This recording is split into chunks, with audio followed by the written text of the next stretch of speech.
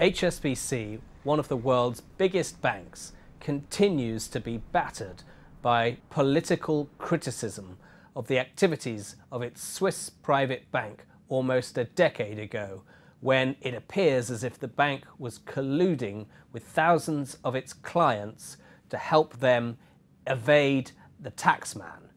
Now, joining me in the studio to discuss the latest developments and what this means for the bank and the wider financial system is Patrick Jenkins, our financial editor. Patrick, what do you think we've learned about the scale of potential wrongdoing at HSBC's Swiss private bank, and how damaging could this be for one of the world's biggest banks, and ultimately could they end up facing legal action?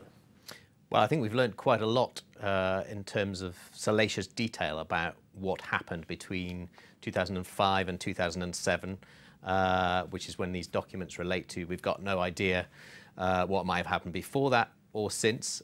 We can only guess. But what is clear from the documents is that there were a lot of clients, as you say, thousands of clients, who certainly avoided tax and were advised to avoid tax in a pretty aggressive manner by their private bankers, HSBC, and in some cases that amounted to evasion as well, and HSBC have put their hands up to a large degree to that.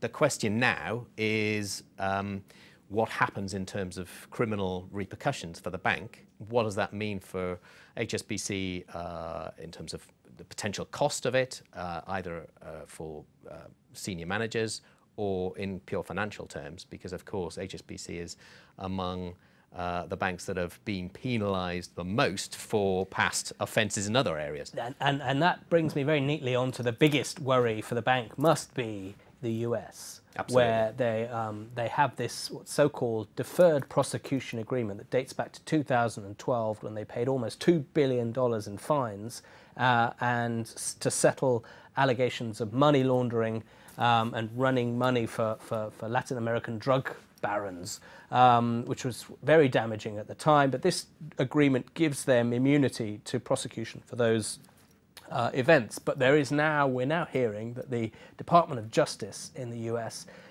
which is also investigating HSBC over this tax issues and also over manipulation of foreign exchange markets, is considering declaring HSBC to be such a serial offender that it tears up this immunity and exposes the bank to potential prosecution for those original infractions back in 2000 that were uncovered in 2012. So that's really, I mean, you couldn't get more at stake for a bank like HSBC, because ultimately you're talking about their US banking license, aren't you? Now, the letter of this agreement is obviously it was a 5-year deferred prosecution agreement in 2012.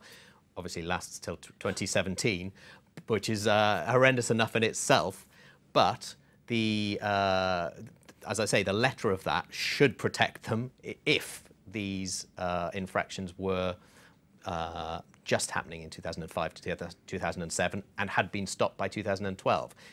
That we don't know, and the prosecutors will, I'm sure, find that out. But as you say, it could in any case be ripped up because they see them as serial offenders. Now, ultimately, this issue also raises some big governance questions. I mean, you know, who knew what and how HSBC claims to have cleaned up its act since Stuart Gulliver and Douglas Flint took over as CEO and chairman respectively 3 years ago. Have they really cleaned up this bank, and how much was known about this, and how, you know, is it impossible to control and manage a bank the size of HSBC?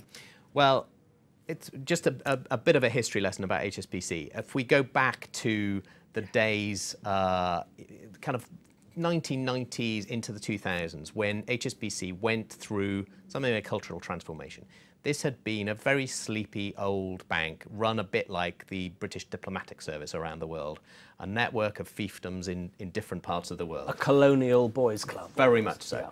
And it kind of worked because the people in charge in local markets vaguely knew what they were doing, and there was some semblance of group control, but it wasn't taking big risks in many cases, and it was all manageable. But then Sir John Bond came in as chairman, and he started doing serial acquisitions. He did 4 or 5 big acquisitions over a 6 or 7 year period. And this is where so many of HSBC's problems date back to. So all of this political controversy, raises the question, is HSBC too big to manage, too big to regulate? These are the big questions that are going to continue to haunt HSBC, aren't they? It's not HSBC alone, of course, but absolutely. It's the prime example at the moment of a bank that is just too big to manage. Thanks very much, Patrick.